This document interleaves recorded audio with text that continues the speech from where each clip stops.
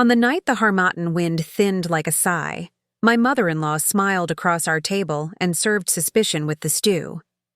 By sunrise, my name was a whisper no one held kindly, yet I kept stirring, kept breathing, kept listening to the quiet places where truth waits.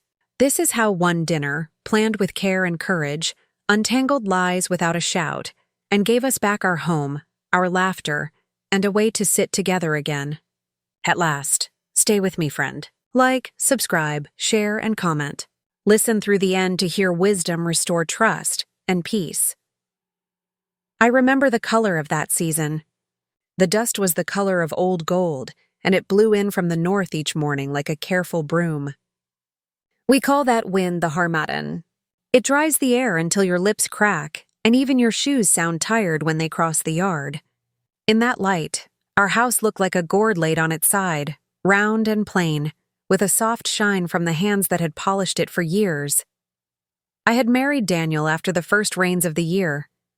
The ground was still forgiving, and the mango trees had forgiven us our long wait. We stood under a bright cloth that Auntie Lena had hung between two neem trees. Children ran around with paper flowers. My dress was the color of groundnut soup, simple and kind. Daniel leaned in and whispered, "We will keep our promises."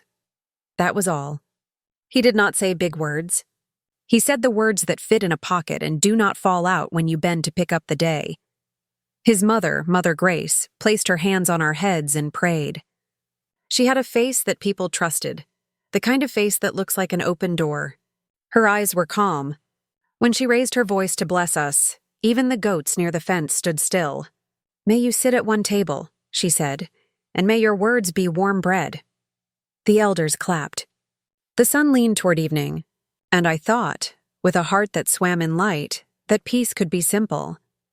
It is a strange thing when peace begins to hold its breath. It does not shout, it waits, it watches the door, it listens.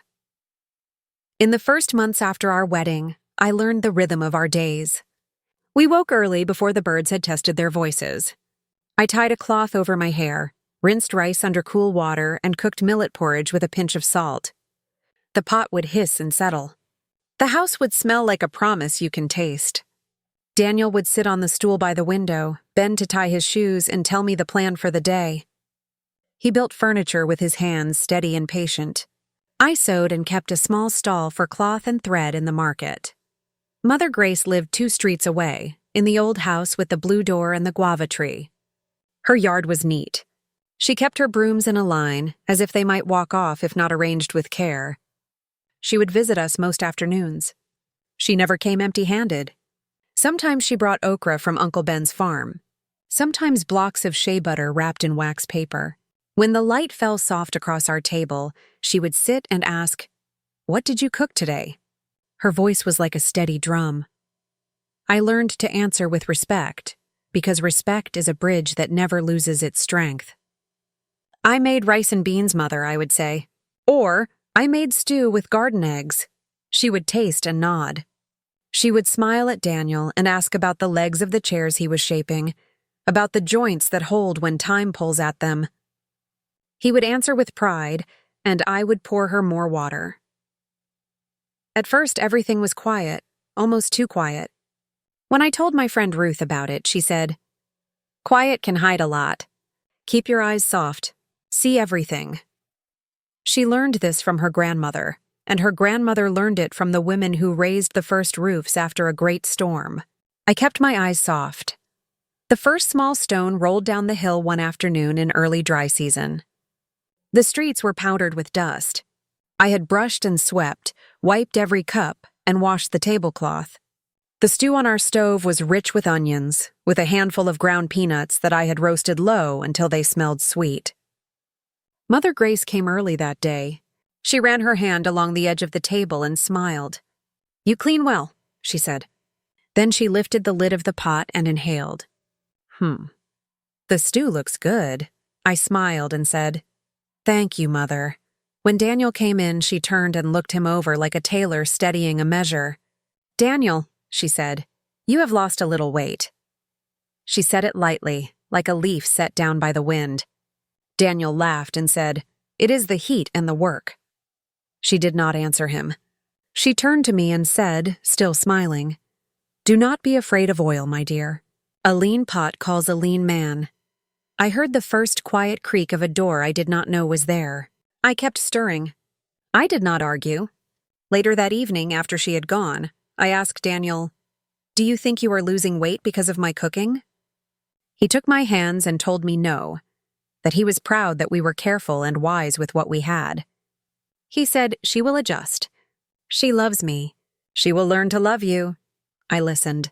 I tried to loosen the knot inside my chest, but the thing about small stones is that they roll toward the place where gravity wants them. A few days later, at the market, Auntie Lena called me to her stall.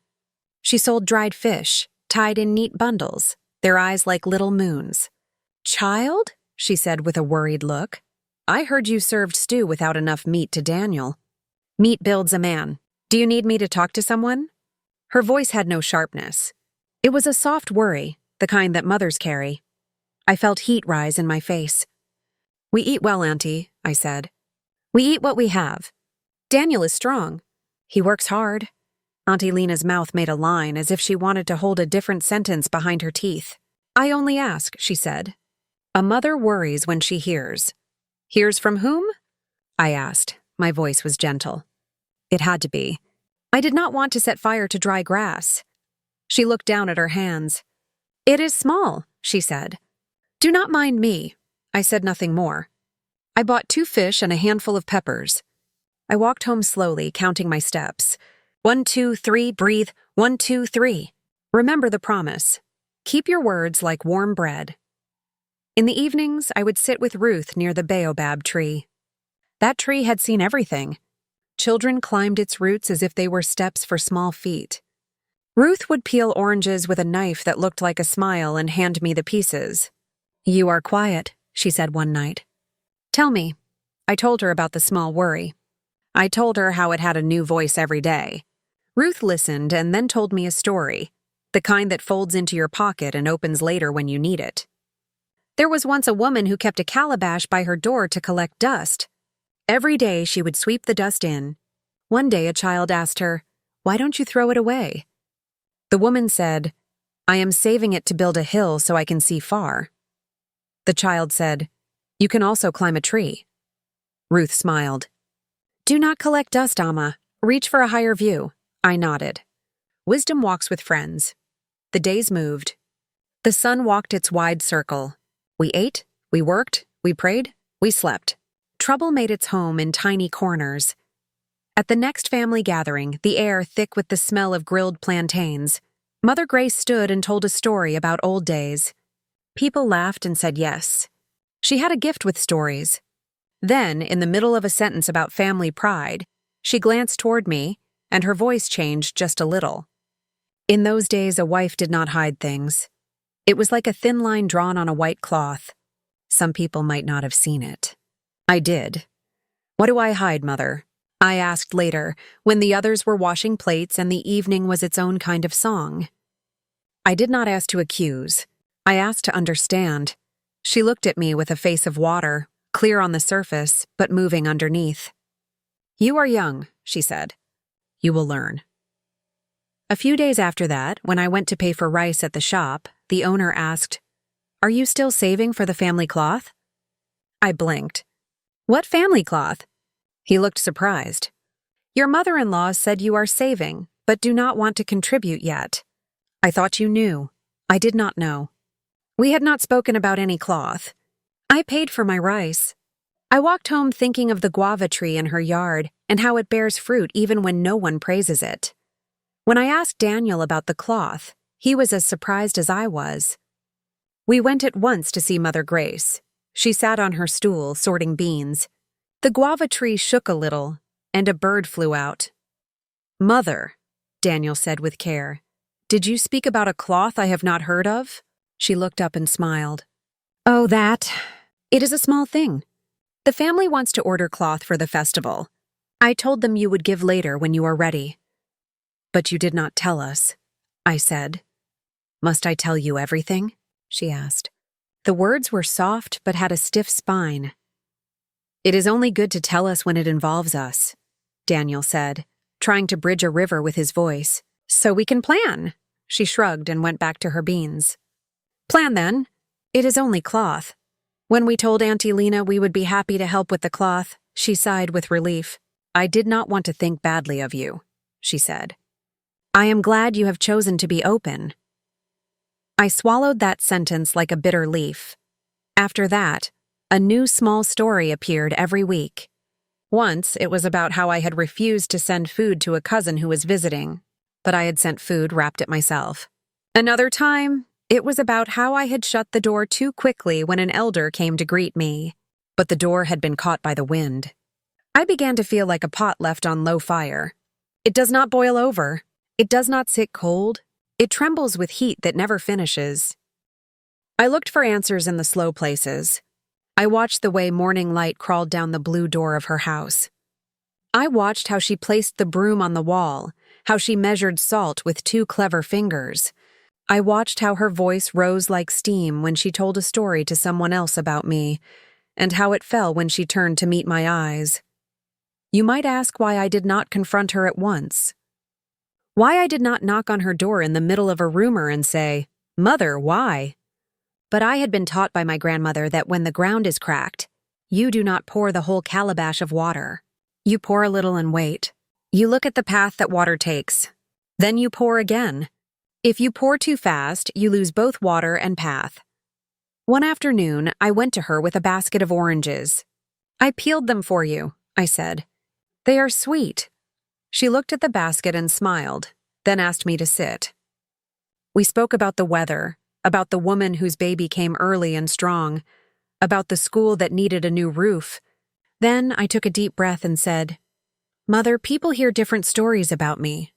They come to ask me things I have not said. I want to know where the confusion sits so I can go and lift it." "Confusion sits where women do not watch their tongues," she said. "Keep your mouth and your house clean." "I try, Mother," I said. "If I have failed you, tell me how I can make it right." She looked at me for a long time. Then she said, "Respect is easy when there is no test." She did not tell me more. I stood, thanked her for the time, and left. That night, Daniel held my hand. He had lines near his eyes now, like tiny rivers. "I am sorry," he said. "I am standing between people I love, and I do not know how to be a tree with 2 roots." "You are not a tree," I said, smiling a little. "You are a man. You can walk. We can walk together." He laughed softly and took a longer breath. "What do we do?" he asked. I did not answer right away. I closed my eyes and felt the air on my face. I thought about Ruth's story, about the woman and the dust, about climbing a tree instead of building a hill. I thought about the ways truth moves when there is space and time. And then, inside my mind, a table set itself, with a cloth as white as a cloud and plates made ready. I saw the faces of our family, all of them around the table. I saw bowls of stew that could hold the weight of truth. And I knew what I had to do. "I will cook," I said to Daniel. "We will invite everyone. We will bring them to one table. We will eat together and we will speak. Not to accuse, to understand. We will ask people to bring the words they carry. We will ask them to leave those words in the open, on the table. We will listen to each one and ask where it came from. We will follow the path of every story back to the mouth it came from." Daniel looked at me for a long breath. Then he nodded. "I will stand with you," he said. The next morning, I went to the market with a list written in my own careful hand. I bought rice and beans, garden eggs and tomatoes, fresh okra, and a small bag of smoked fish. I bought spices that woke when you opened their paper: cumin, cloves, bay leaves, and some dried red peppers. I bought palm oil thick as a secret and bright as a promise. I bought groundnut paste smooth as river stones. The women at the market watched me with eyes that measured. I smiled and greeted each one. "I'm cooking for family," I told them. Some nodded and said, "May it be peaceful." When I got home, I washed the rice 3 times and soaked the beans. I roasted the peppers on low heat until their skins loosened like sorrow forgiven. I ground onions with a stone, the sound steady, like a drum that never worries who is listening. I chopped the garden eggs and looked at their pale green flesh and thought, This is the color of new chances. More than once. While the water boiled and the house filled with the good smell of food, I had to step outside to breathe. I would stand under the neem tree and listen to the soft tap of a bird's feet on a branch. Wisdom sometimes arrives like a small bird. If you move too quickly, it flies away. I stood still. I planned each dish with care. I cooked jollof rice with tomatoes and bay leaves and a touch of smoke from the bottom of the pot that makes it taste like an old memory. I prepared okra soup that would hold onto a spoon and remind everyone to slow down. I made groundnut stew that married sweet and salt with a quiet patience. I cut fruit into bright crescents: mango, pineapple, papaya. They're yellow and gold like pieces of the sun that agreed to sit in a bowl. But more than the food, I planned the shape of the evening. At each place on the table, I set a small folded strip of paper under the plate. Inside each paper, I wrote a proverb. Not a threat, not a warning, a guide. Things like, truth is the guest that never leaves hungry, and a wound closes if a clean hand touches it, and if you follow the river, you will find the sea. I wanted the words to do their quiet work as we ate. I also set a small empty bowl in the center of the table. It was a shallow bowl, wide and earthen, the color of the inside of a yam. I placed a wooden spoon beside it. On a slip of paper, I wrote, "A bowl for untold words." I wanted to give home to the unsaid, so it would not hide in the corners and turn sharp. Daniel watched me. "What is the bowl for?" he asked. "When people feel they cannot say a thing, they can place it in the bowl," I said. "They can speak it softly, or they can write it, and we will read it together." He touched my shoulder. "You are brave," he said. "I am tired," I said. Wisdom grows when we cannot carry the heavy things any longer. We walked to invite every person. We went first to Mother Grace. The guava tree was heavy with fruit. She was grating beans again, her fingers moving like small fishes in a shallow stream. "Mother," Daniel said, "we are cooking for everyone on Saturday evening. We want the family at our table. We want us to sit together, to eat, and to speak with peace. Will you come?" She looked up at me. Her eyes were kind, as always. "Will you cook the okra soup the way I taught you?" She asked. "Yes," I said. "I will cook it exactly that way." "I will come," she said. We went next to Uncle Ben and Auntie Lena. They shared a yard with 3 chickens and a dog named Leo who loved everyone. "We will come," they said together. "I will bring plantains," Auntie Lena added. "They are sweet this week." We invited Cousin Joy, who had a laugh like marbles in a bowl. We invited Ruth, because friends who speak truth to you should also sit near when you need courage. We invited the elders who remembered stories from before we were thought of. We invited the quiet cousins who listened more than they spoke. Each one said yes. Each one brought their own hopes and worries wrapped in the cloth of their chest. On Saturday, the day of the dinner, the morning light came to our kitchen window and leaned in. The day was hot and dry. I tied my cloth a little tighter and began early. The pot sang. The spoon circled. I tasted and adjusted. I knew I would need more than food. I needed mercy and patience. I put both on like a shawl and kept stirring. At midday, I swept the house from back to front, always toward the door. I opened all the windows. I let the light in. I shook the tablecloth until it hung like a calm sky. I placed plates in an even ring around the table. At each place, I laid a napkin and a small sprig of mint to coax the room to breathe. The mint had grown in a cracked pot near the porch, green as hope that refuses to quit. I checked the bowl of fruit. It glowed. I checked the water jar. It sweat quietly. I checked my heart. It ran like a drummer trying to speed the dance. I stood still and I prayed. Not with long words, with the simple ones. Help me, make me gentle, make me brave. Show me the right time to keep silent and the right time to speak. In the late afternoon, Daniel came in from the yard with chairs he had mended himself. He placed them around the table. He touched the back of each chair as if telling it to behave. "They are ready," he said. He looked at my face. "Are you ready?" "No," I said and smiled. "But I am willing." Just before sunset, the first guests arrived. Auntie Lena came with plantains fried to a deep gold. The smell wrapped the room in sweetness. Uncle Ben came with a jar of palm wine that caught the last light and held it. Ruth came carrying her soft smile and a bag of clean spoons. The elders came, moving with care, their words like gentle taps on a drum.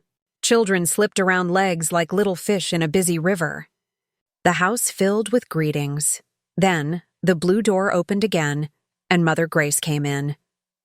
She wore a dress the color of the guava leaves, with tiny white flowers that made her look like she was carrying a garden. She held a bowl in both hands. "I brought roasted groundnuts," she said. "They remind people to chew, not to just swallow." "Thank you, Mother," I said. Our eyes met.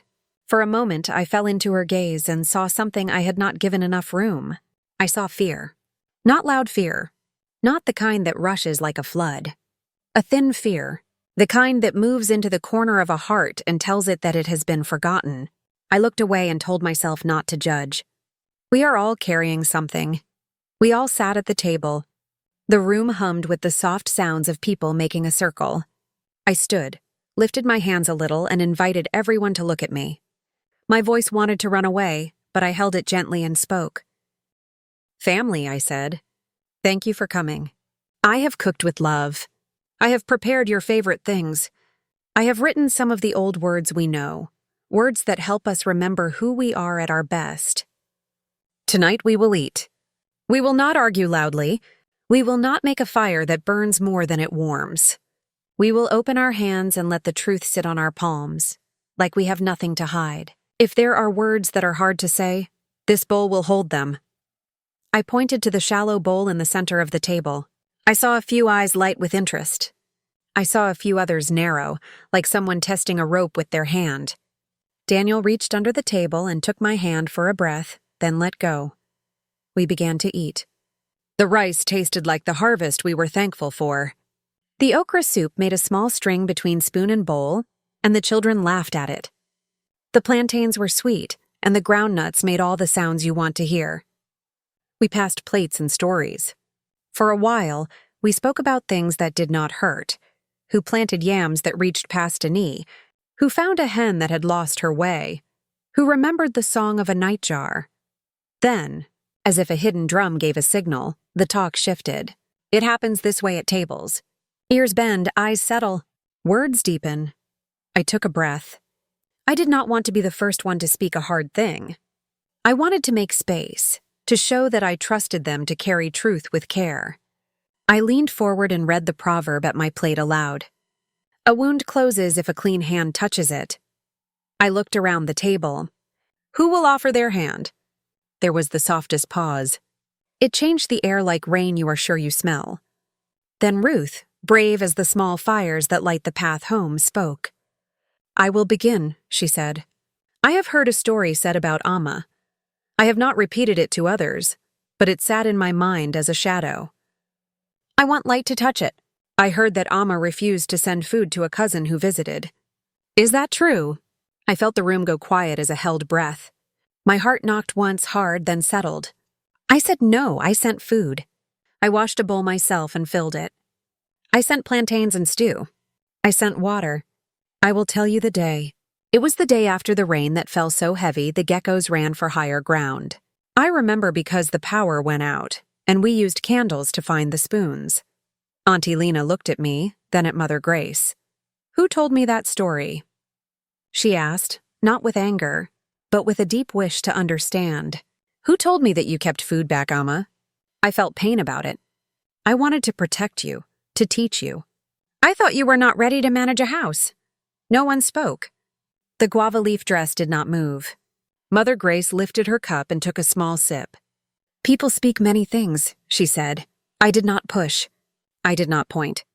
I held my own hands, felt their warmth, told myself about water with patience that finds the sea. I said softly, "If the story was wrong, let us wash it away. If it was right, let us wash me and make me new." Uncle Ben cleared his throat. He had the kindest face, but a voice like a gate when it swings open and closed all day. "I also heard that," he began. Then he stopped, looked down, and reached for more rice. During that short fall of his words, I felt something else move in the room, like a fish in deep water turning toward light. One of the elders spoke. He was old enough that the skin on his hands looked like a map full of roads. He loved to tell proverbs. He said, "If we worry about smoke, we must find the fire. Smoke can fill a house, but only the fire makes it. Let us not chase smoke with our hands and forget to look for the fire." He looked gently at Mother Grace, then at me, then at Daniel.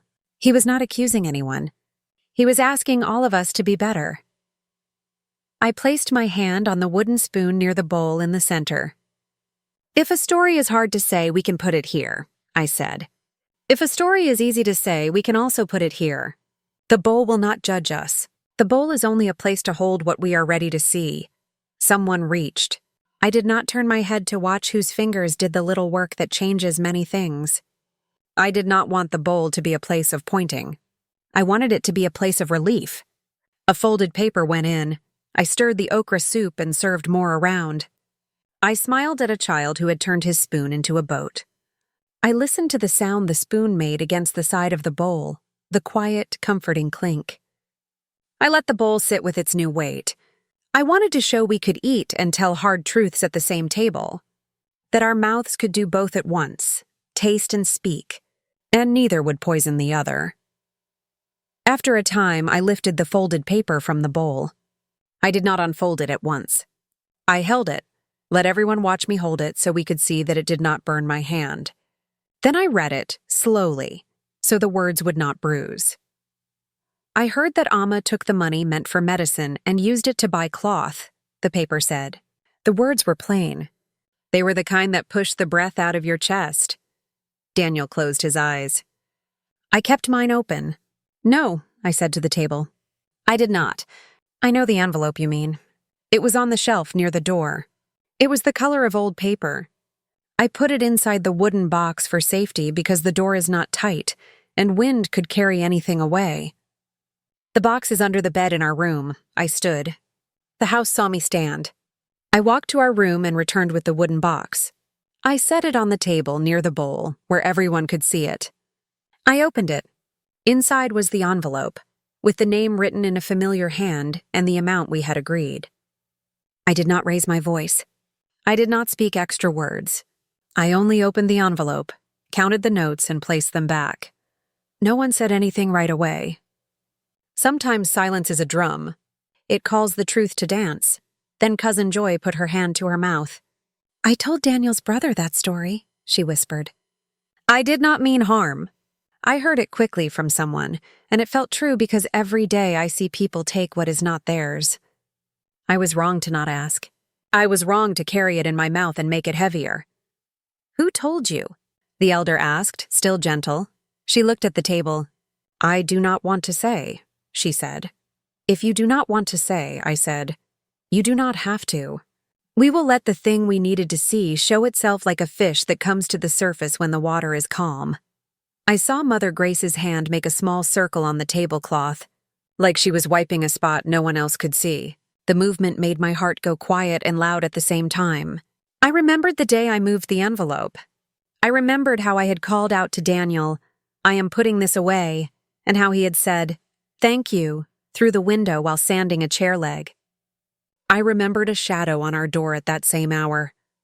I remembered the smell of roasted ground nuts from our neighbor's yard, and the way the light made a pattern on the floor like the scales of a fish. Ruth reached for my hand under the table. I squeezed hers. The bowl sat without pride. It only held what was put in it. I did not know then how much would be placed in that bowl before the night ended. I did not know that we would trace some stories back to jokes that had gone too far, others back to a moment of anger that wanted company, and others back to fear with a face like someone I loved. I did not know how my own heart would need washing, not from guilt, but from the dirt it gathered while trying to stay quiet. I only knew that we had begun, that the path under our feet had been cleared by a small hand placing a piece of paper in a bowl. The sun gave the last of its light to our kitchen wall. Shadows climbed the corners as if looking for higher ground. I filled cups with water that glowed like silver. The breeze slipped through the window and moved the flame of the candle in the center of the table. It shook once like a small bird, then held still again. "Eat," I said, because sometimes the bravest thing is to keep doing the ordinary right in the middle of the storm. "Eat, then we will read the next paper." We ate. We breathed. We waited for the truth to find the courage to stand up and walk around the room. We waited for our voices to learn how to be clean hands. When I lifted the next folded paper, my hand did not shake. I unfolded it with care, like a shirt you wear to meet someone you must respect. The words surprised me. They read, "I heard that Amma mocks the old ways and refuses to honor the elders." There it was. The moth with the largest wings. I looked at the elders, then at Mother Grace. "If I have done that," I said, "I ask forgiveness. I have asked a lot of questions. But I greet you. I serve you. I listen. Tell me where I failed." The elder who loved Proverbs looked down the table and then back at me. "You greet with your hands and your eyes," he said. "I have not felt dishonor from you. I have felt questions." He smiled and his face softened. "Questions are not disrespect. They are a broom. They uncover the corners so you can sweep them." "Thank you," I said, and my chest loosened like a knot with enough fingers on it. Beside him, another elder cleared her throat. She was quiet often. When she spoke, the room listened, not because she demanded it, but because she gave it. "I heard the same story," she said. "I think it grows from moments when Amma did not follow the exact order of things, but her heart was not hard. I think it also grows from the place in us that fears change. We must look at that place without shame." Mother Grace's face remained smooth as milk. She picked up a roasted groundnut and chewed it slowly, thinking. I wanted so badly to grab her hand and say, "Speak to me plainly. Tell me what hurts." But I did not. I kept my promise to kindness and patience. Truth arrives when it is safe. I wanted to make it safe. I reached for the spoon and dipped it into the okra soup, serving her more. "Mother," I said, "is the soup the way you like it?" She smiled and nodded, and the smile had the kind of light you see on water at noon. "Yes," she said. "You stir with care." We ate again. We read another paper. I heard Amma throws away good food. I showed how I kept the bones for soup and the peels for the compost pit, how nothing God gave us was wasted. I heard Amma will move Daniel away from us. I looked at Daniel, and he looked at me. "We are here," he said, "right here in our town. We visit, we share. If we go anywhere, we will tell you and carry your blessing with us." The elders nodded, as if a small rest had been written into the song. We ate and spoke until the candles were more than decoration. They were necessary light, and still, the guava leaves on Mother's dress seemed like they held a wind that had not yet reached the rest of us. The night held steady. If you had walked by our window then, you would have seen a circle of faces lit by candles. You would have seen hands passing bowls. You would have heard voices soft and deep. You might not have guessed that a family had come to sit on the edge of a change, like birds lining a branch before taking wing. I thought of my grandmother again. She had once said to me, "When the fire is low, add little sticks, not big logs. If you add a big log, you will smother the fire." This dinner was my little stick, not an accusation, a small fuel.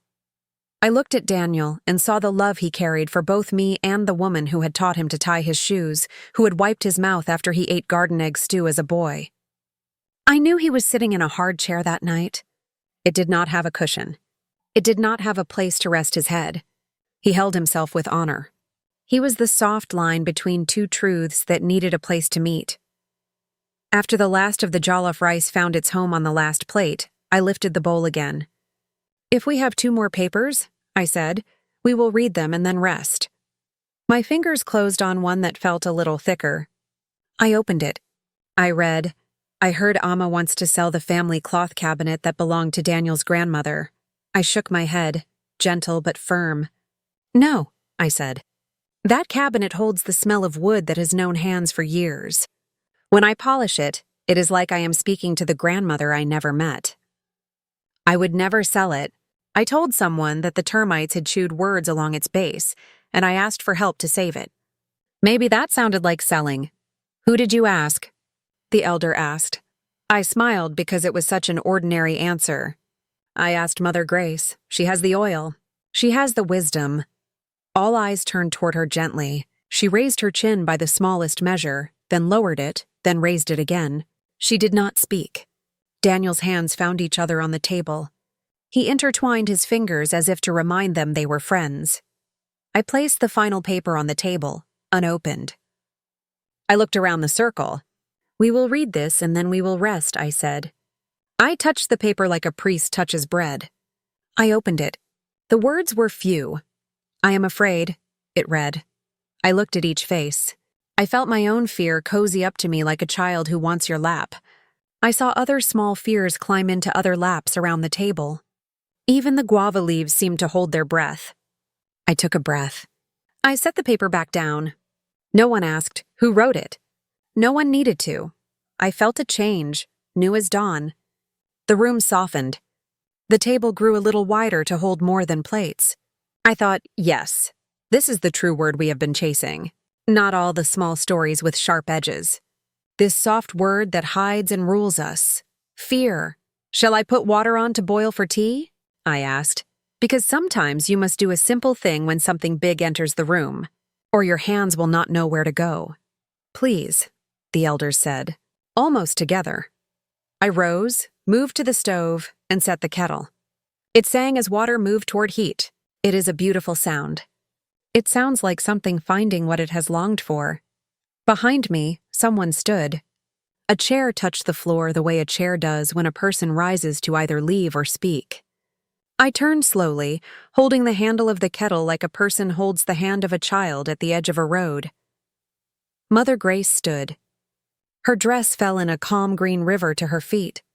The candlelight made her look both older and younger, like the girl she had been and the mother she had become had come to stand at the same place for a moment. She looked around the table, then at me. The kettle sang a little louder, and no one moved to quiet it. It was the right music for the moment. We were all waiting to hear whether we would be served a new sound or the same old song. What would she say?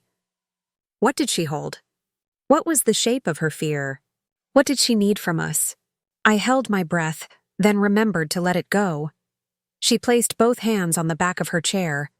She did not yet pull it closer. She did not yet sit. Her hands were steady. Her voice, when it came, was the voice that had blessed us on our wedding day. The one that made even goats stop moving. "I will speak," she said. The kettle sang the way a bird sings when it sees morning before we do. Mother Grace stood, both hands on the back of her chair, and the room waited with the patience you keep for a loved one who is searching for the right key. Her dress, green with small white flowers, made a hush around her legs. The candles held their small, brave flames. Steam gathered on the kettle's mouth and turned the air to silk. "I will speak," she said. Her voice filled the room like a river spilling into a quiet bay. It was not loud. It was steady. It knew the banks of this place, the banks of our family.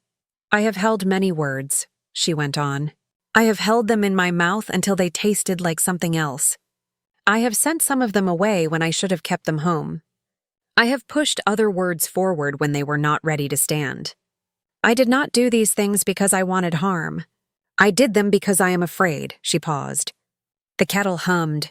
Outside, a cricket made a thin, honest sound. "When Daniel was a baby," she said, and her eyes flew back to a time we could not see. "I walked the yard at night with him pressed to my shoulder. He was light, like a gourd, and warm as fresh bread. His father had not yet died. Our roof was new. The guava tree was a stick with 3 leaves. I learned the sound of Daniel's hunger without looking. I knew when to change his cloth by the way his breath felt on my neck. In those days, I thought motherhood was a rope you hold forever, but time taught me it is a rope you untie and retie until you make a net that can hold 2 hearts without strangling either one." She looked at me. Her gaze did not burn. It held. "When my husband died," she said, "Daniel was 4. The rope became my only rope. I held it with both hands and with my teeth. I fed my son with the money I made from beans and from teaching other women to tie headscarves in the way that makes a good woman look like a queen. I wore my dignity like a cloth even on days I wanted to lay it on the ground and walk away. People came to me for advice, how to keep a house when the roof leaks, how to speak to a child who does not hear, how to make a stew from almost nothing. I became a door people walked through. She looked down for a moment. Her fingers, still on the chair, tapped a patient rhythm. "When Daniel chose you," she said to me. I saw his eyes soften in the way I had prayed for. "He chose you with a steady look," I recognized. It is the look a carpenter gives to a piece of wood he knows will not betray his hand. "I liked you, I said so.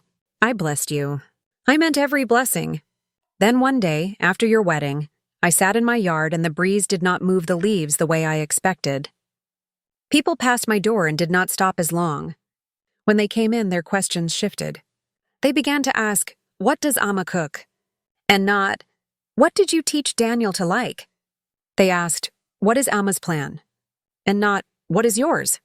I tell you the truth, I felt like a wall whose paint was peeling. The door I had been for so long felt like it was closing. I did not know how to be in that new house. She took a breath that came from somewhere deep. "I began to be small and clever," she said. I do not like that word for myself, but it is true. I started to say things that would keep me in the middle. I told Auntie Lena that Daniel had lost weight because I wanted someone to look at me and ask for my soup. I told the shopkeeper you were saving for cloth but not ready to contribute because I wanted the family to turn toward me for answers. I said you shut the door too quickly to an elder because I wanted to be the person who teaches respect. I did not always see the whole of what I was doing. Fear makes a person cut bread from the middle, not from the end. I see that now. She put a hand toward the bowl at the center of the table, the bowl for untold words. Her fingers hovered over it like she remembered the heat from an old burn. "The money for medicine," she said, softer now. "I saw you put the envelope away in the wooden box. I was standing in your doorway with a small basket of limes. You called to Daniel, and he answered. I could have said, 'I see you put the money there. Good.' But I carried the picture away like a photograph in my mind.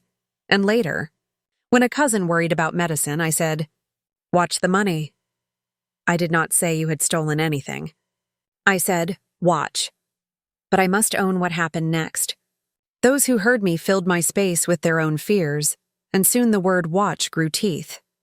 It bit you." She did not wipe her eyes. She blinked, and a tear fell like rain that has thought about falling all afternoon. "It is not easy to be the mother who presses her hands on a new wife's head," she said.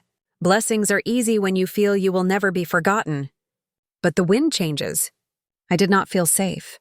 Instead of coming to sit in your kitchen with my worry and laying it down like a cloth where we could both see it, I carried it to others. I did not think my words would grow legs. But words always grow legs, especially in a place where people love you and believe you. I see that now. I am ashamed. Not just because people may look at me and say, "Why?" but because I harmed us. I harmed the very thing I was afraid of losing. The cricket outside found another cricket. They spoke to each other. The kettle hissed and fell quiet, like a tired singer after a long song. I moved to the stove, lifted the kettle, and poured hot water over ginger and lemongrass in a clay teapot. Steam rose and brushed the ceiling. The smell was clean, like a new sheet. "Thank you for speaking," I said. My voice came out steady because it had to. Fear is a strong hand. It can carry water and it can spill it. Thank you for showing us your hand. I carried the teapot to the table and set it down. Cups waited in a neat ring. I began to pour. Auntie Lena reached up and touched the scarf that held her hair. "Sister," she said to Mother Grace, "when you told me Daniel looked thin, I worried in my chest like a hen with a missing chick. I spoke to others. I used your words to carry my worry around. It made me feel useful. I should have come here. I should have sat at this table weeks ago." "I forgive you," Mother Grace said, turning her face toward Auntie Lena. "Will you forgive me too?" "Yes," Auntie said, her mouth strong, her eyes wet. The elder with the hands like a map lifted his cup and warmed his fingers over the rising steam. He let the moment rest, then spoke to the room, but his words walked gently toward Mother Grace.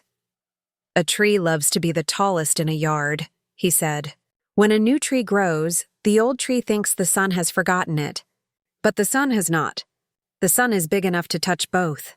The old tree can teach the new tree where the water is, how to stand against harmattan. The new tree can grow leaves that shelter the old roots. We are one yard. Let us teach each other, Mother Grace nodded. She sat down slowly.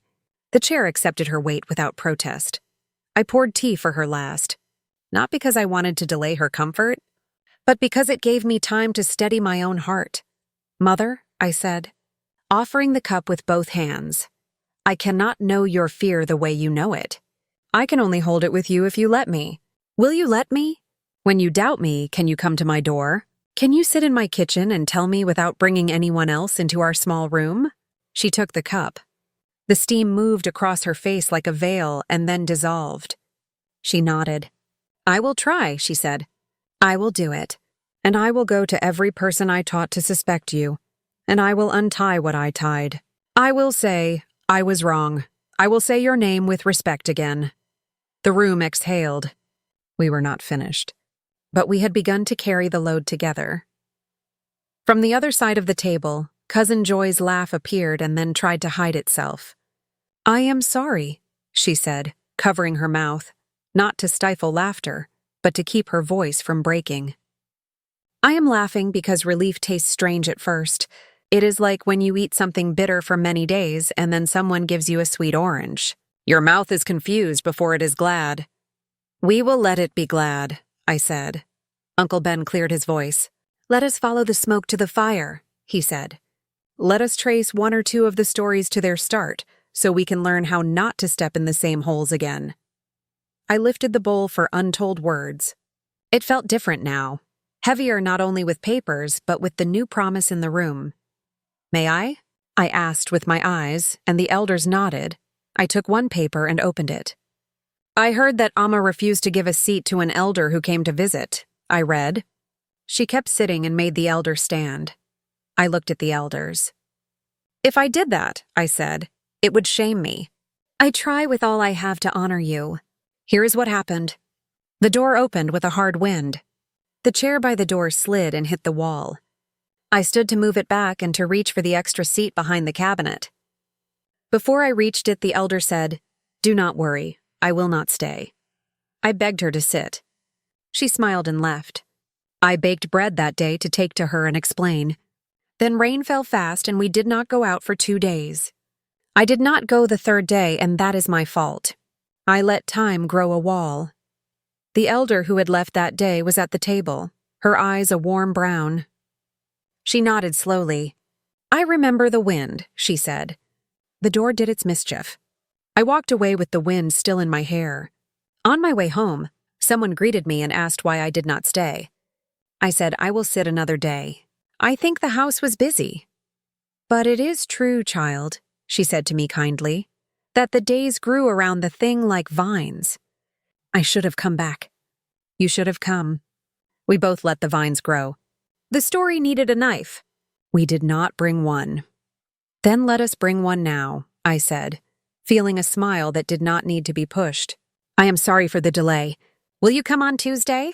I will make bread again. There will be a seat and a window that stays, and a safer door. She laughed softly. Yes.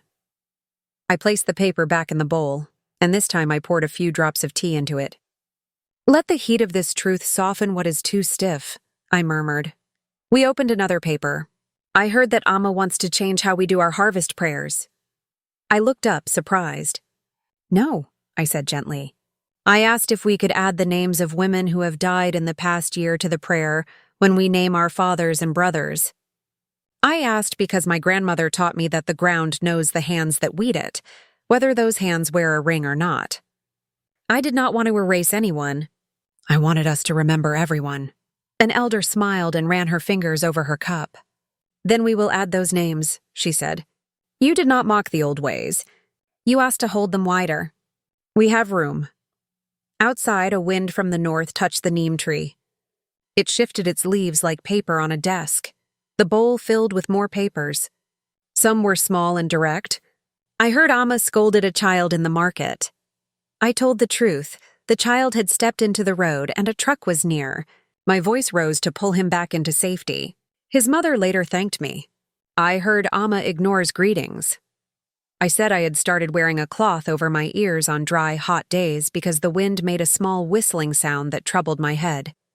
I sometimes did not hear the hello that fell in the wind. I apologized to the cousins whose greetings I missed.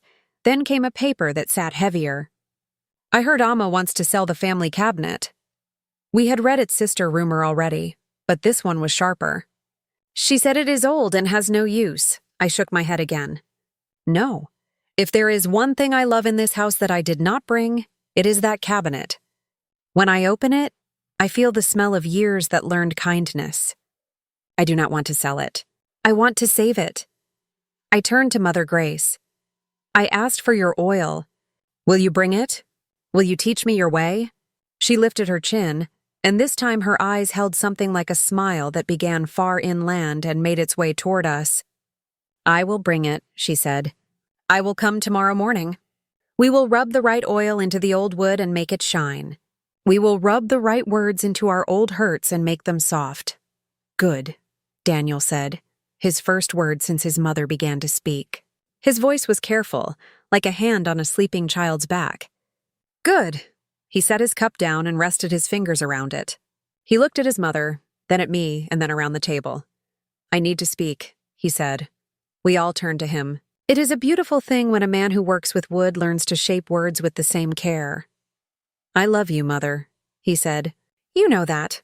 You do not need my words to prove it every day, but I will give them to you as often as you need to hear them. You taught me to tie my shoes.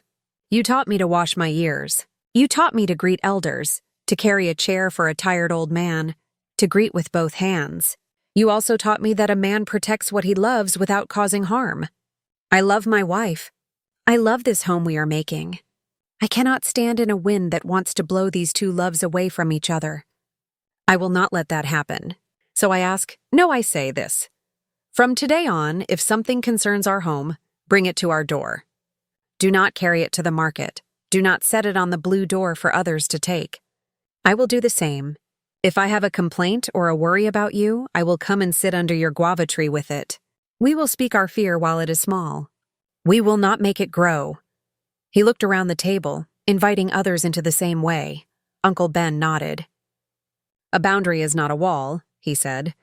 It is a fence that protects the garden. It keeps goats out and still lets the breeze in. I like this fence. Let us build it with our mouths and our feet. Ruth reached for the bowl and brought it closer to us all. May I suggest something? She asked. Since we are making new paths, let us choose a simple rule. If we hear a story about someone we love, we do not repeat it. We carry it to the person it is about and ask, is this true? If we cannot carry it, we write it and place it in this bowl when we are together. We do not let anything grow in the dark. We let the bowl hold it in the light. The elder with the map hand smiled. That is wisdom, he said. A river that flows in the open does not rot. We all agreed. I rose and went to the shelf above the stove. I reached for a small dish of salt. The grains had clumped a little in the Harmattan air, but they broke easily between my fingers. Another little act, I said. In our town, when we want to remember something important, we sometimes taste salt to remind our mouths to be true. If you are willing, take a pinch and place it in the bowl. Let it be a promise. My words will be like salt, useful, measured, honest. They will not be smoke. One by one we reached. Children too, solemn in the way children can be when they see a ritual that matters. The bowl received our small promises. A few grains clung to its earthen side like stars chanced upon brown sky. We opened a few more papers, and each one found a different path to peace. I heard Amma refuses to visit the Blue Door House. I said, no. I fear that I would step wrong. I fear I would be in the way. I've stayed away too much. I will come on Thursday with oranges. I looked at Mother Grace. She nodded. Come. I heard Amma thinks of herself more than others. This one hurt more than most because it is the kind of sentence that can sit on a person for years and not fall off. I said, I think of myself often because I am learning how to be someone's wife and still carry my own name on my tongue. If I have been selfish, forgive me. If I have set boundaries that looked like walls, help me make doors in them. Teach me, Watch me. Speak gently when you bring your wisdom. The woman who wrote that paper raised her hand without hiding. I wrote that, she said. It was not fair. I watched you protect your rest and thought you were proud. Now I see you were wise. I am learning. We listened. We poured more tea. Someone brought honey, and sweetness found its way into cups and conversations. Time passed in a way that felt healthy, like a stream that runs around rocks without arguing with them. The night settled with us. Crickets began to sound like the universe had set a small drumline in our yard. At a point when the bowl had become light, the elder woman who rarely spoke, the one whose words came like fine gold threads, leaned toward me. Amma, she said, you have done a difficult thing with gentleness. You have led us without raising your hand. You have called us to a table and given us a way to hold our heavy things together. That is a wife's wisdom. That is a mother's wisdom too. Today you became both in a way we can all see. Her words warmed me more than the tea. I did not reach for them with pride. I let them sit next to me like a friend, not on me like a crown. Then she turned to Mother Grace. And you have done a difficult thing too, she said. You have put your fear on the table where we could all touch it and bring our clean hands to it. You are brave. You are still the open door. You will always be. Mother Grace's shoulders came down as if a long-carried load had finally found a place to rest.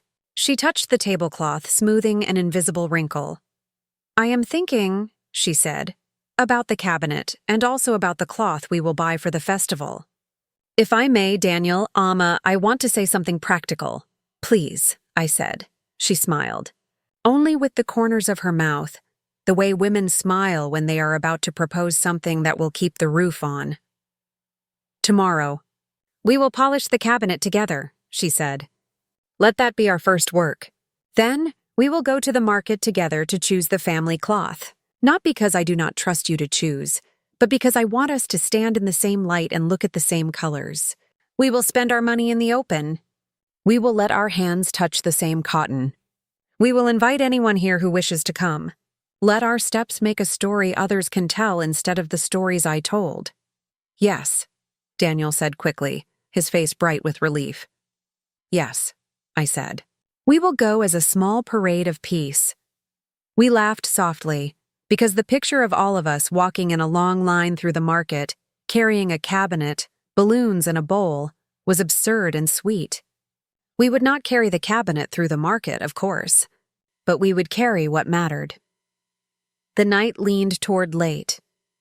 The candles had eaten themselves down to small flames that wavered like fireflies caught in glass. I stood, stretching my back a little, and went to bring a bowl of water thick with slices of lime. I placed it on the table and dipped a cloth in it. One by one, I wiped the oil from people's fingers, the oil from plantains and ground nuts, the oil of a meal well eaten. It is a humble thing to wipe someone's hands. It makes both the hands and the heart clean. When I came to Mother Grace, she looked at her fingers, then at me. I cleaned your mouth tonight by telling the truth, she said. Now you clean my hands. Tomorrow we will clean the cabinet. The next day we will clean my steps. I will go to those I spoke to, and I will say the right words. I will return people's trust back to you with interest. I will walk with you, I said. You will not go alone. Let me go with you both, Ruth said quickly. Not to watch, to carry the bag. You will walk with us, Mother Grace said. Stay close. You are a friend who holds the broom and the lamp? We laughed. The bowl sat quiet, a small moon in the middle of our table. It had done good work.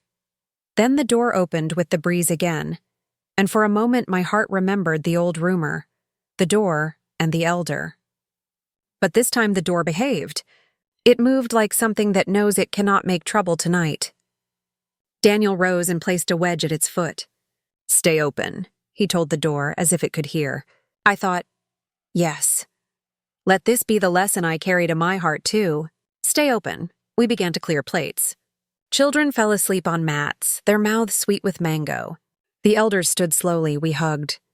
We held hands a beat longer than usual, as if passing strength like sugar and tea.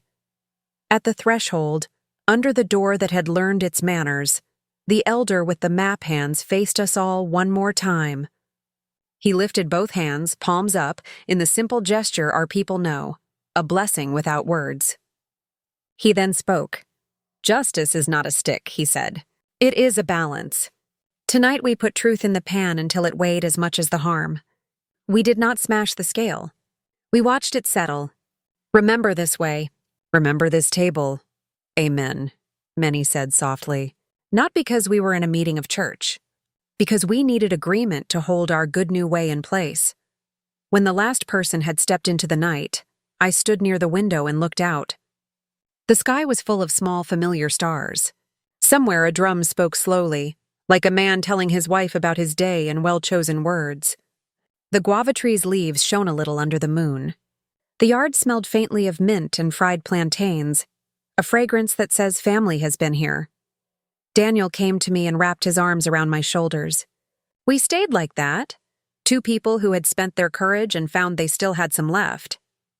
"You were strong," he said into my hair. "So were you," I said into his shirt. We stood until the quiet settled.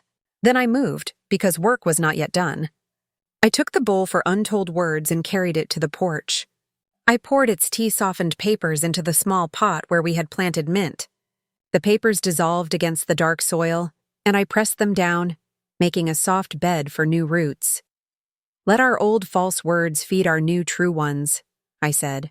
"Let lies make room for leaves." Mother Grace had not yet left. She had wandered to the edge of the yard and stood under the neem tree, her hands folded. I went to her. "Thank you," she said before I could speak again. "Thank you for making a way." I shook my head. "Thank you for taking it." She looked up at the sky like a girl trying to count impossible things. "I have more to say," she added. "Not tonight, tomorrow. I will tell you the names of the people I spoke to so we can go.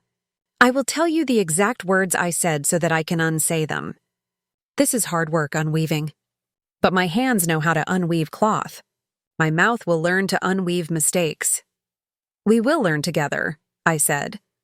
She reached up and touched my cheek.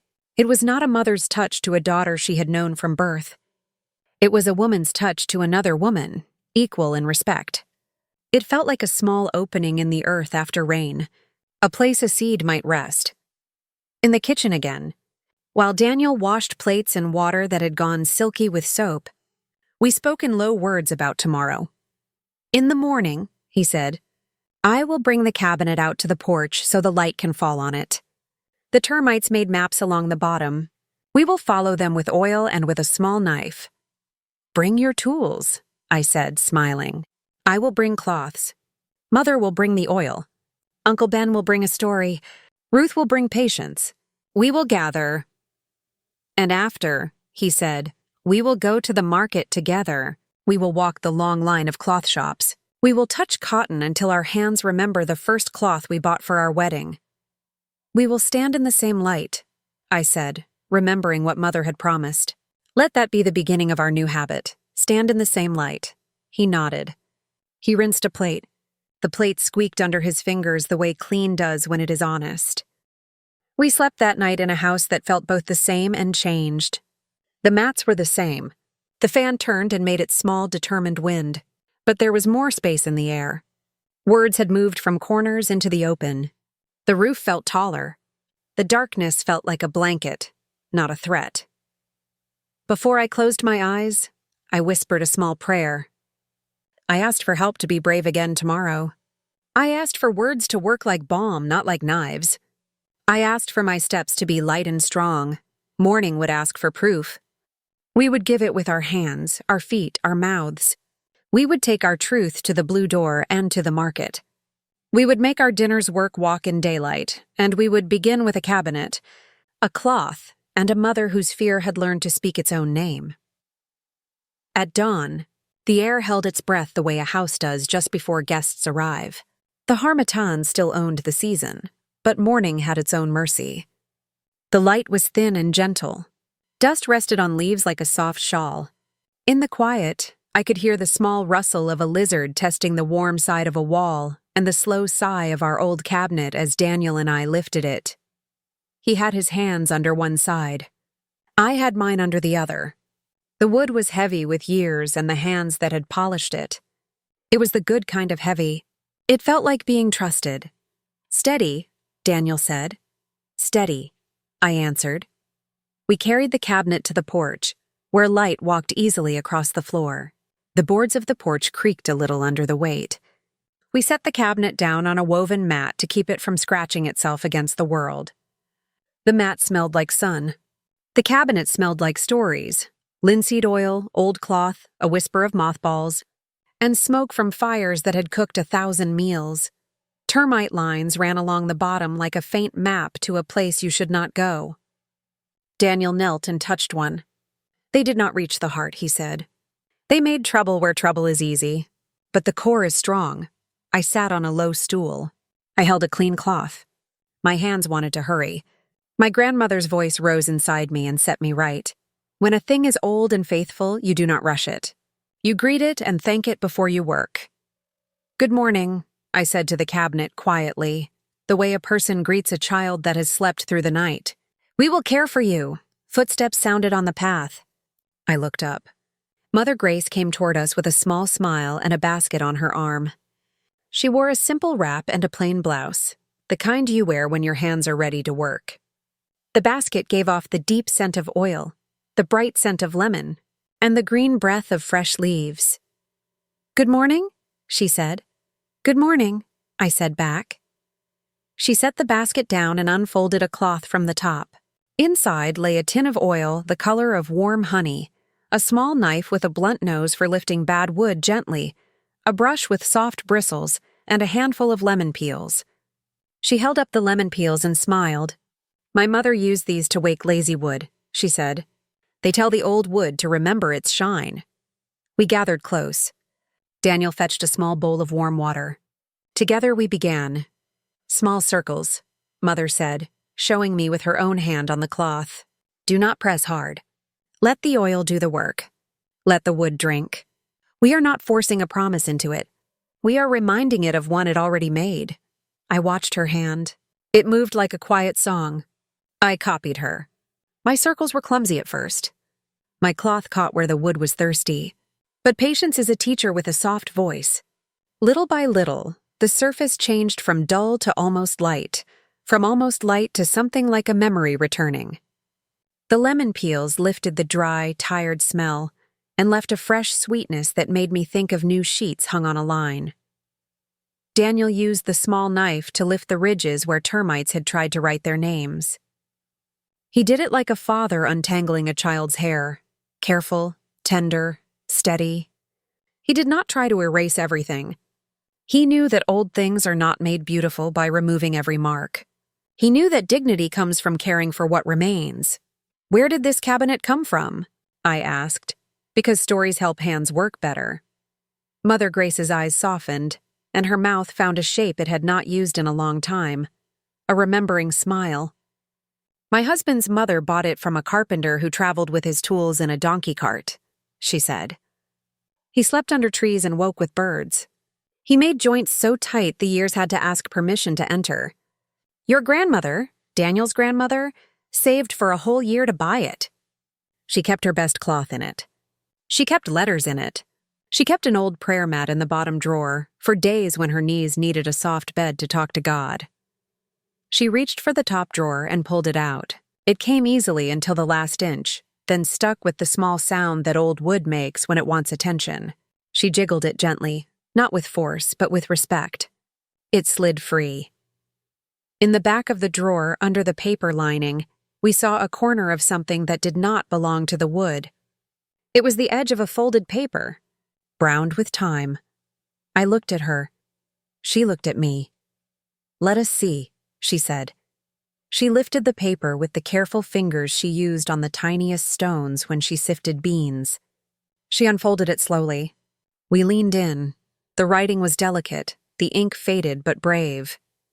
At the top was a date we all knew to be long before Daniel was born. The letter was short.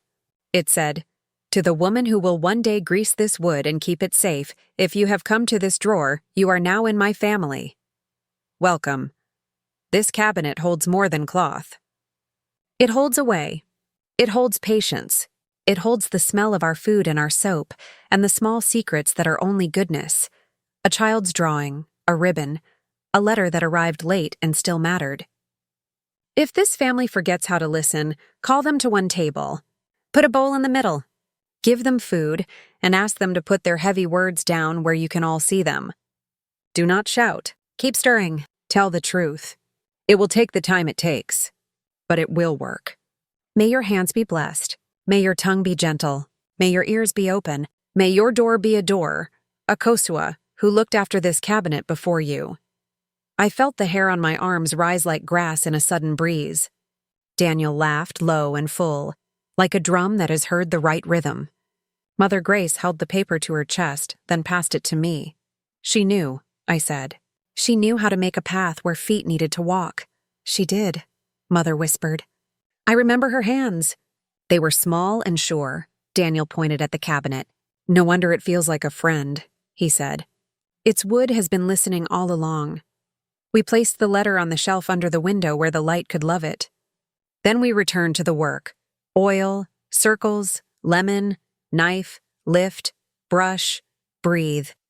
Neighbors passed and greeted us. Good morning, they said. That wood looks proud. One of the children, a girl with a blue ribbon, asked if she could help.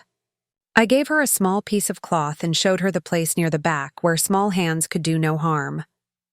She smiled like a door opening and began small circles of her own. Ruth arrived with a jar of water and a plate of boiled ground nuts. She sat on the step, broke a nut in her hand, and watched us with that calm that makes a room feel larger. You look like people who are mending a song, she said. We are, I said. When we finished the first pass of oil, the cabinet's face shone in the way old things shine, never glassy, never proud, always warm. We stepped back. We did not need to clap. The light did it for us. It rested on the wood like blessing. Tomorrow I will bring the second oil, Mother said. It sinks deeper. Today was for the surface. Tomorrow is for the heart. Like our talk last night, Daniel said. We began on the surface and then we went deeper. We smiled, all three of us. It is a rare sweetness when your hands and your words tell the same story. We washed our hands in a bowl on the porch. The water went cloudy with oil and dust, then cleared when we poured it out and filled it again. While Daniel moved the cabinet back inside with slow, loving care, Ruth and I packed the basket. Mother tied her headscarf a little tighter, as if to tell it, work is not yet finished. Then we set out for the market. We did not go as a parade, but we might as well have. The day was full. People were already buying fish and okra, pots and soap, oranges and bowls. The path to the cloth stalls glowed with color like a river of flags. Fabrics hung in long sheets, indigo and gold, red and purple, brown with white, blue with the soft, serious black that looks like evening. Patterns leaped, stars and shells, calabashes and ladders, the lines of a river that remembers every bend it has made. We walked together, not fast, not slow. The sun warmed our backs. Women called out greetings to Mother and then to me. Men lifted their hands and asked Daniel about the chairs he had built. Children drifted along beside us like little leaves in the current. At the first cloth stall, the seller lifted a piece that made the light dance. Look at this, she said. It is called Two Rivers. The lines meet and travel together. I touched it with the tips of my fingers. The cotton was strong but soft. The colors were the color of good soup. Tomato red, leaf green, palm oil gold. Mother stood beside me. Our shoulders touched. It is beautiful, she said. We walked to another stall. The seller held a cloth with small circles like seeds. This one is called Many Hands, she said. It is for families who build and mend. Uncle Ben and Auntie Lena met us there, smiling in the way people smile when they have decided to leave their chores for the sake of something that matters. We wanted to stand in the same light, Auntie said, and I loved her for remembering. We touched the cloth together. What do you see? I asked. Seeds, Daniel said. Eyes, said Ruth. The kind that see kindly. Beads, said Mother. The kind you string and share when someone needs comfort. We purchased a length of Many Hands and a length of Two Rivers. It felt right to put two patterns in one garment, to let the cloth itself tell our new story. Rivers that meet, hands that work. The shopkeeper who had once asked me if I was saving for the family cloth saw us. He put down his thread measure and came forward with both hands open. "I spoke without knowing," he said, his eyes kind. "I am glad to see you here together, choosing in the open. Let me give a small discount to bless your peace." "You do not need to," I said. "I want to," he answered. "When the market sends out a small wind of help, we should let it blow." We thanked him. He cut the cloth with care. He folded it with the respect people use when they know cloth can carry a family's story for years. He placed it in a brown paper bag and tied it with string. We walked on, not ready to leave the market just yet. The woman who sold spices held up a small packet. "For your groundnut stew," she said to me. "Cloves. You reminded me to use them again." The man with the dried fish waved his price down a little when he saw Mother and me together. "Family price," he said with a smile like morning. At the far end of the market stood a quiet stall where an elder sold tiny bottles: palm oil, shea oil, citronella, linseed. The bottles caught the light and held it like trapped sunset. Mother bought a bottle of linseed oil for the cabinet. I bought a bottle of citronella, because the buzzing of evening mosquitoes is not part of any story I want to tell. "Let us sit for a moment," Mother said. We sat on a bench beside a woman selling roasted corn. The corn snapped under our teeth in the way that makes people sigh with satisfaction. A man walked by with a radio in his pocket playing a song about a river that forgives stones. We listened. "I will begin this afternoon," Mother said quietly. "We will go to Auntie Sophia, then to Kofi at the carpentry yard, then to Cousin Joy's brother. I will speak to them with my mouth. I will say the full sentence. I was wrong. I spoke from fear. I harmed Amma's name. Forgive me. I will walk with you," I said. "Later, we will sit under the neem and make a list," Daniel said. "We will plan so we do not miss anyone. There is no shame in planning to do good well." We finished the corn and stood, lighter for the food and the knowing. On our way home, we passed the tailor who would sew the family cloth. He saw us with the paper bag and clapped his hands. "Bring it tomorrow morning," he said. "I will cut for you first. Let me put many hands on the table quickly before the day runs fast away." We promised and kept moving. At our blue door, we paused. It had been a door to worry for some months. Now, under the open sky, it was only a door. A good, simple door that lets in and keeps safe. Daniel went to his yard to plane the edge of a table. The sound of his plane was like low singing. I placed the cloth on our bed, smooth and true. I touched the letter from Akosua once more, the way you touch a friend when you leave a room. In the afternoon, we began our visits. We walked together, Mother, Daniel, and I, carrying nothing but our words. The sun had moved, but the day still had warmth to give. Shadows were long enough to remind you that evening is always coming, and it is wise to do what must be done while the light is honest. First, we went to Auntie Sophia. She is the kind of woman who keeps 3 small pots going even when there is no one to feed, because in our town mouths appear like birds. We found her shelling peas on her porch. "Welcome," she said, smiling with her surprise in it. "I was just thinking of you. Sit." We sat. Mother did not let the air fill with other talk. She placed her hands on her knees, palms up, and spoke. "I came to correct my mistakes," she said.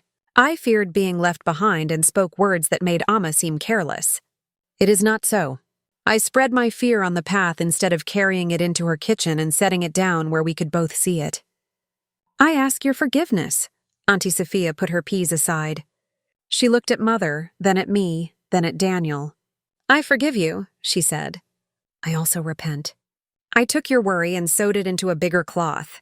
I wore it and went to market. I gossiped. I will mend what I have torn. I will speak where I spoke. I will say the right words, not to press the wrong words down, but to show their wrongness. We thank you," I said. "We will make it easy to tell a new story. Come to our table next week. We will eat and let our mouths find the right work." We went next to the carpentry yard. The air there always smells like shavings and rain that is trying to remember itself. Kofi, who had heard some of the old talk, put down his chisel and wiped his hand on his apron. "Brother, sister, mother," he greeted us. Mother spoke again, the same way with the same words, because one apology cannot do the work of two. When she finished, Kofi nodded. "It will be as if I had a nail in my pocket that I did not know cut my cloth," he said. "I will take it out. You will not feel it again. We went to Cousin Joy's brother. We went to the shopkeeper. We went to the elder who had thought I mocked the old ways. In each place, the air bent toward us. It made a space. Mother stood in that space with courage. She did not turn her apology into a story to make herself look smaller or louder. She did not say the word but. She did the plain work of mending with her mouth. In each place, I added my own repentance, for the times I stayed away, for the things I did not explain because I was tired, for the days I let vines grow on small misunderstandings. In each place, people rose to the better version of themselves. Perhaps our village has always been ready to do that, and we forget. Perhaps we needed only a little bow of grace to start. As we walked home from the last house, our shadows stretched in front of us like long boats. I felt light and tired at the same time. My right hand brushed Mother's left. She did not move it away. She folded her fingers around mine and kept them there until the blue door appeared and the guava tree shook a little in the evening breeze. For our small supper, we ate rice left from the night before and a stew with more okra than tomato. We did not speak much. Words can be tired, too. After we ate, I lit a small lamp and set it on the porch beside the cabinet. The oil we had rubbed that morning had sunk in. The sheen now came from inside, the way true kindness does. Just before we slept, the elder with the map hands came to our gate. He carried a folded mat. "Tomorrow," he said, "after morning work, we will sit under the neem with any who want to come. We will call it a listening hour. We will place a bowl, the idea you gave us, in the center. People can put a word there. Anyone can read it. No punishment. Only light. We will do this once a week for a while. We will make a habit of holding our words where they cannot rot." "We will come," Daniel said. "Bring tea," the elder said. People speak better when their throats feel attended to. In the morning, the tailor's shop smelled like heat and hot metal. He had ironed his long table. He measured the many hands cloth and the 2 rivers cloth and hummed the way a man hums when his hands know what to do. He cut, he pinned, he stitched. He showed the seams to Mother and me.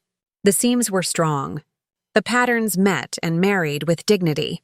As he worked, the shopkeeper who had given the discount visited, set down 2 small bottles of water and said, "For your walk." People were doing small kindnesses without looking around to see who noticed. That is when you know the right wind is blowing. We wore the finished cloth to the listening hour, not to impress. To announce with our bodies what our words had chosen.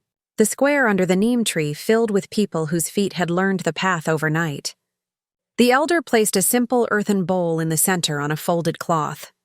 He handed the wooden spoon to me. "Please," he said. "You started this fire. Help us add little sticks," I nodded. I stood. I greeted them with both hands. I placed a small pinch of salt in the bowl. Then I stepped back and sat between Daniel and Mother. The bowl waited. The first paper was quick and small. "I forgot my hoe near the river. Has anyone found it?" The village answered with a laugh and an old man's voice. "Yes, and it is now my daughter's. Come and ask for it properly." Laughter made the leaves tremble a little. But even in the laughter, I felt something else. Relief. Not everything would be heavy. The bowl would also hold the small and the ordinary. Another paper said, "I am lonely." The elder looked at the faces under the tree and said, "If you have spare time this week, stop by the blue house with the broken bench. Sit for a while. Let your feet rest there. Let your mouth make tea." A third said, "I heard a story about Amma in the cabinet." I took the paper and read it in a quiet voice, then told them about the oil the day before, and the letter. The bowl did its work. It turned a rumor into a story with edges that did not cut. When we finished, people drifted away slow, like leaves on the surface of a pond. No one seemed to want to break the surface too quickly. The elder folded the cloth under the bowl and placed them both in my hands. "Keep them this week," he said. "Next week, bring them back." "I will," I said. The weight in my hands felt right. The days gathered themselves and opened into the week of the harvest festival. Everywhere, people lifted yams from the ground with a tenderness that made me want to watch all day. The air smelled like smoke and roasted groundnuts. Drums practiced their lines in the late afternoon, and boys tried their steps under mothers' proud eyes. Girls wrapped their heads the way they had seen women do and practiced walking slowly with plates balanced on their palms as if they carried the moon. In the evenings, the guava tree buzzed with bees that had found something sweet to talk about. On the morning of the festival, the sky was a pale gray that turns to gold if you trust it. I wore my cloth. Daniel wrapped his around his waist and tied it with a knot that looked like a joke only he and the cloth understood. Mother came to our house early. She carried a small white scarf. "Sit," she said. I sat on a low stool. Mother stood behind me. She folded the scarf the way a woman folds a new day. Careful, with respect. She tied it on my head. Her fingers moved with old knowledge, and yet they also asked permission. She was not dressing a child. She was crowning a woman. "There," she said, smoothing the edge along my forehead. "It fits." I stood and faced her. The scarf felt like a new kind of blessing. Not the kind made of words. The kind made of touch. We walked to the field where everyone gathers. The drums were ready. The women whose steps know how to draw circles in the dust, those steps that make the skirt speak without a word, were already smiling at each other. We found our place. Many looked at us, then away, the way people do when they are happy for someone and do not want to make them shy with attention. A few came to touch our sleeves and say, "You look strong." We thanked them with our eyes and our mouths. Before the first drum, a man nearby, a cousin whose words had once carried a shadow, began to bring his mouth to an old story. I saw the shape of it rise in his cheeks. I saw the old path he used to walk with his tongue. Before any harm could happen, Mother stepped a little closer to him and placed her hand on his arm. "Brother," she said, not in a chiding way, but in a way that sets a lamp down gently in a dark room. "Do you remember the listening hour? Do you remember the bowl? If there is a word that wants to walk, let it walk there. Here, let us dance." The cousin blinked. He smiled, embarrassed and relieved. "You are right," he said. He looked at me. "Sister, forgive me. Old paths look easy to walk when you are tired." "I forgive you," I said. "Let us try new paths with our old feet." The drums began. They spoke to our feet and our hearts. They pulled us. I danced with Daniel. Then I danced with Mother. Then I stood and watched while others danced, and I felt something in my chest that did not have to fight to breathe. Later, after the yams were carried in and the elders had said the prayers, after we had named the fathers and the brothers who had died in the last year and the women too, as we had promised, after palm wine had been lifted and poured back in a ribbon of thanks, the elder with the map hands raised his arm. He waited until the hum of many voices fell into quiet. The quiet was not commanded. It arrived like a friend. He looked at all of us, and then he looked at me and at Mother. He pointed his open hand toward us. "Do you see them?" he asked. "Do you see how they stand? This is not a tale for another town. This is our story. A word that broke us came to our own table. It sat in a bowl. It was read with care. Then it was answered. Without shouting. Without shame. Without a whip, with food. With open hands. With a door that stayed open. A mother and a new wife made a path where there was no path. They rubbed oil into old wood. They rubbed truth into old fear. They made a habit of light. Let us say thank you by copying them." A soft wave of sound moved over the crowd. It was not applause. The drums did that for us. It was something like the wind moving over a field of grain, a yes that many mouths can make without needing to be told how. Mother stepped into the small open space in front of us. She lifted both hands. "I will say these words where the birds can carry them far," she said. "Amma is my daughter." I used my words to make a house of suspicion around her. I broke that house with those same words, and I will keep breaking anything like it that tries to rise. If anyone hears a story about her, bring it to me. Bring it to the bowl. Bring it to her. Bring it to Daniel. Do not carry it in your mouth like a hidden stone. I felt a heat behind my eyes. It did not fall as water. It sat there like light. When she came back to stand beside me, I took her hand. We stood like that while the drums found a softer song for walking home. The days after the festival were not empty of small troubles. A child took another child's toy at the river. A neighbor complained about the noise of pounding foo-foo too late at night. A chicken went missing and then returned with 3 new scratches like a report written on its side. Life was exactly what life is. Nothing more, and wonderfully nothing less. But there was a bowl under the neem on Thursdays. There was a rule in our family that we loved not as a fence but as a path. No carrying quiet words to loud places. Only carrying them to each other.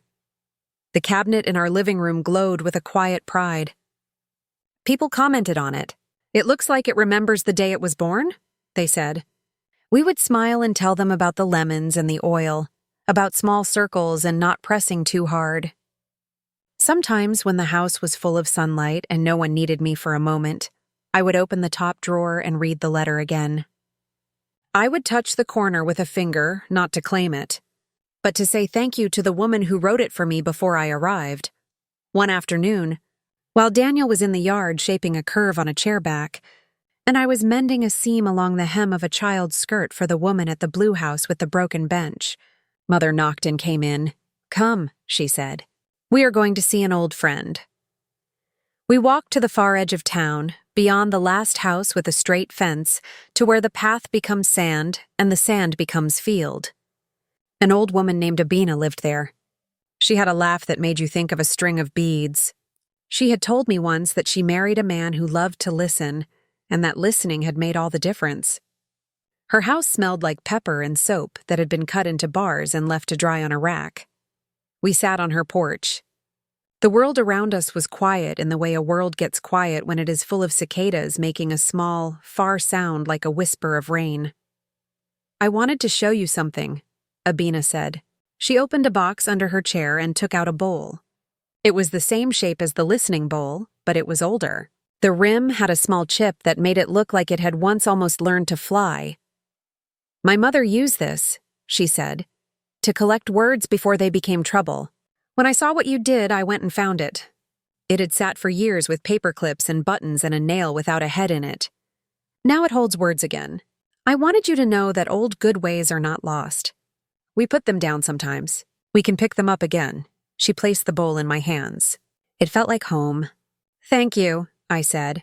"Use it when yours is full," she laughed. "Or when what you have feels too new and needs the old to steady it." On the way home, Mother walked with her chin a little higher. "It is a relief," she said, "to know that I did not have to invent this alone, to see that our grandmothers were already standing in the path waiting for us." "You did not have to invent it," I said. "You had to brave it." In the late afternoon of that same day, while the sun made long, thin ladders down the guava tree, we heard soft feet at the door. It was the elder woman who rarely spoke, the one whose words were like fine gold threads. She stepped into the kitchen and sat without waiting to be asked. It was that day now, the day you do not need invitation. She reached for the peels I had set aside from cutting mango and chewed them the way some elders do, making the fruit last longer. "I watched the festival," she said without greeting, because this was not a visit that needed frame. "I heard the elder bless you. I saw you stand. I remembered a day 30 years ago when a young woman's name was broken by a mother-in-law's silence. The young woman left. She lives now 2 towns away. She never found her way back. Her mother-in-law died with a bitter taste on her tongue. The family lost a line they did not need to lose. I am old now, and I have watched this story repeat with different actors. When I saw you last night, both of you, I thought, this is the first time I've seen the story turn another way. I am proud. I do not say that often. Pride requires exactness. You have earned it. We thanked her with our whole bodies, not just our mouths. She sat a little longer, letting the house breathe her in. Then she rose, took a small pinch of salt from the dish by the stove, placed it in the bowl on the table, and left without another word. Some blessings are quiet enough not to disturb the dust as they pass. That evening, I made groundnut stew with cloves and a little ginger. The smell lifted a small song out of the pot. We ate with our hands, as we often do in our home. Fingers and sauce. Rice that sticks where it should. Okra that occasionally goes its own way and makes us laugh. After we ate, Daniel took the mallet and tapped the legs of the table, checking for looseness. He is always making sure that what holds us up will hold. Do you think, he asked, that we will forget any of this? That, in time, we will again allow dust to collect where it should not? Maybe, I said, because truth does not always wear a smile. We are people. People forget. But we have made so many small proofs that we can remember. There is a letter in a drawer. There is a bowl on a shelf. There is a cabinet that shines. There is a cloth we wear.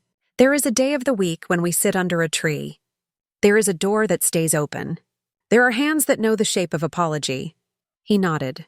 He leaned in and wiped a dot of stew from the corner of my mouth with his thumb. It is not a grand gesture. It is a broom for a small mess. It made me feel loved. One morning, a few weeks later, I stood in the market and saw a young woman buying a cheap pot. The pot would not last. I saw in her the same look I had worn when I first married and wanted to show I could do everything without asking. I stepped close, not to correct, but to share. Sometimes the cheaper pot costs more, I said gently. Would you like to borrow mine for a few days while you save? She looked at me, measuring. Then she smiled. If your mother-in-law will not mind, she said, joking a little, not knowing our story, only knowing the stories of the world. My mother, I said, choosing the right name for the moment. Mine's only if I do not carry grace in my hands. Come, take a pot. Bring it back when it has done the work. We walked together to my house. Halfway there, we passed under the neem tree. The bowl sat on the folded cloth, waiting for Thursday. The sun caught its rim and made a thin ring of light that reminded me of the edge of the letter I had first seen in the drawer. Do you always put a bowl there? The young woman asked. Yes, I said. It gives people a place to set down their heavy words. She laughed. What if the wind blows them away? She asked, half mocking, half wondering. The bowl is heavy, I said. And even if one paper flies, another will stay. The wind cannot carry everything. She nodded and walked on, balancing the borrowed pot on her hip with the easy grace of someone learning and willing to learn again tomorrow if needed. At home, I opened the cabinet and took out the pot. I touched the drawer. I did not open it. I did not need to. I know now what the letter says. I know now what my hands can do. News travels in a village the way water finds the easiest slope. People began to tell the story of our dinner. It changed a little each time, as stories do. Sometimes they said we used a blue bowl. Sometimes they said we used a calabash. Sometimes they said we lit 7 candles and sang a song my grandmother had never heard of. None of those details mattered. The heart of it stayed the same. We ate, we placed a bowl in the center. We spoke, we apologized, we forgave. We set a small, clear rule. We kept it. People came to our table more often in the weeks after. Not to test us, to rest. We discovered that when a house invites truth in, people want to sit in it like they sit in a patch of sun on a cool day. We did not turn our home into a courthouse. We kept it a home. We cooked. We passed plates. We kept the salt where hands could reach. We let the cabinet shine. We let the bowl stand empty when it needed to and full when it must. Sometimes no one put any paper in it. That was not a failure. That was a season. Sometimes it filled and we had to lay a second bowl down. That was not a failure. That was an honest harvest of small troubles. One night, after many such evenings, Mother came in late. She had a look about her like a person returning from a long road with comfort tied to the end of her scarf. I went to the woman 2 towns away, she said. The one the elder spoke of. The one whose mother-in-law's silence broke her. I took a car. I brought oranges. I did not know what I would say. I did not know if she would put me out. She sat at our table and put her head in her hands. When she looked up, the light in her eyes was new and old at the same time. She sat me down, Mother said. She gave me water. She listened. I told her our story. I told her I had been the kind of mother who could have broken a house with my fear. I told her the bowl had saved me. She listened. Then she stood up, took the orange from my hand, peeled it in one long, perfect ribbon and said, "Go home and keep doing this. It will save other women I cannot reach." We sat with that. The room felt larger again. "You went far for someone you do not know," I said. "Someone I know very well," Mother said. "She is every young woman I wanted to love well and did not know how to. She is also the part of me that still fears and needs a table to sit at." We drank water. It tasted like kindness. That night, when the house was quiet and the moon had put its hands on the roof, I sat alone in the kitchen. I thought of the first small stones, the missing meat in the stew, the story about the door, the saving for cloth, the envelope with the money that fear tried to grab with its teeth. I thought of the bowl on the table, the folded papers, the way the kettle sang. I thought of Mother standing, her hands on the chair, and the words, "I will speak." I thought of oil rubbing into wood, of lemon waking tired surfaces, of the letter from a woman named Akosua, who had loved a family enough to plan for a truth she could not live to see. I looked toward our bedroom where Daniel slept, one arm crooked under the pillow the way he has done since he was a boy. I looked toward the porch where the cabinet rested, its wood holding a light that needs no fire. I looked toward the shelf where the bowl waited for Thursday. I listened to the night mice making their small feet sing in the walls. What do we owe to truth? Do we owe it our shout?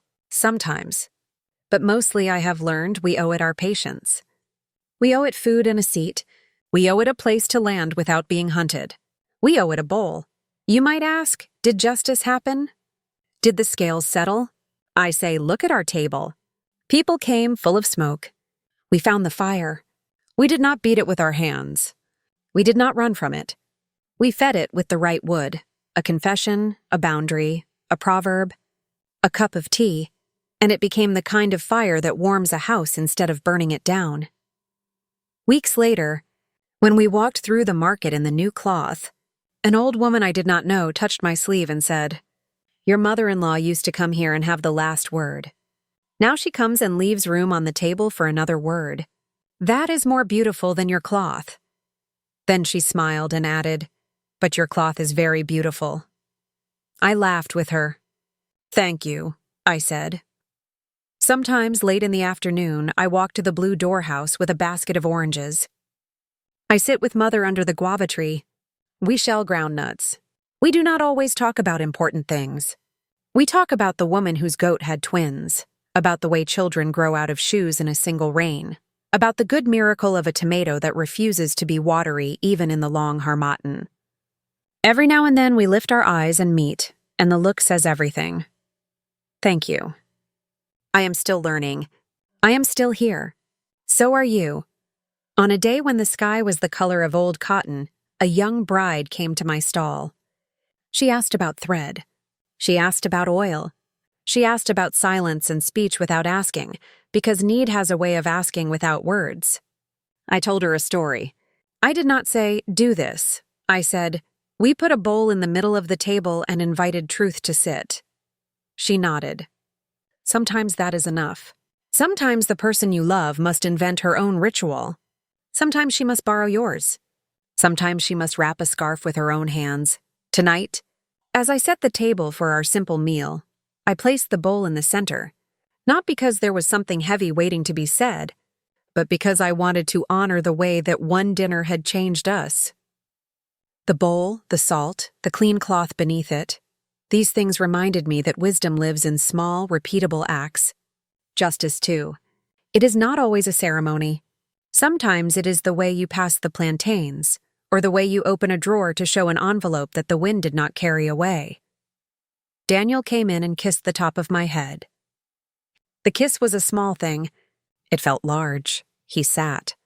I served him stew. He looked at the bowl and laughed softly. "We have eaten at a good table," he said. "We will keep eating here," I answered. Mother knocked once and entered. She did not need to wait at the door. She did not need to be told. She carries the door inside her now. She placed a plate of sliced mango on the table. For sweetness, she said, we ate. We did not hurry. Wind moved the curtain. Night gathered itself around our house like a wrap that fits exactly. From somewhere near the neem, the crickets lifted their fine, patient sound. One dinner had exposed a harm we did not want to look at. It had also shown us a way to hold each other without bruising. Justice came, not with a heavy hand, but with a listening one. Truth, when it arrived, did not make a mess. It made a path. We walked it together. Mother, son, wife, auntie, uncle, elders, friends, neighbors who learned to put their words where hands could help them. And the cabinet? It still shines. If you come to our house, you will see your own face in its surface, but softer, kinder. That is what I pray for all of us. That when we look at ourselves in the light of a truth that has been held with care, we will see the better face, the one that is not afraid to be seen. We will keep the bowl. We will keep the rule. We will stand in the same light when we choose cloth. We will rub oil into what needs mending. We will ask for forgiveness and give it. We will greet. We will stir. We will keep our words like warm bread, sometimes. When the harmattan thins like a sigh and the wind makes our blue door click in its frame, I think of Akosua, the woman who wrote a letter to a wife she would never meet. I think she knew. I think our grandmothers always do. They know to leave us tools for the days when our hands are too tired to invent. I place my hand on the table. I spread my fingers like spokes on a wheel. I feel the wood under my palm. I listen to the house. And if you listen with me, even from far away, you may hear it too. Our home breathing, steady and sure, full of the quiet music of people who found a way to be fair and kind without breaking, whose dinner table holds a bowl that is big enough for all our better words.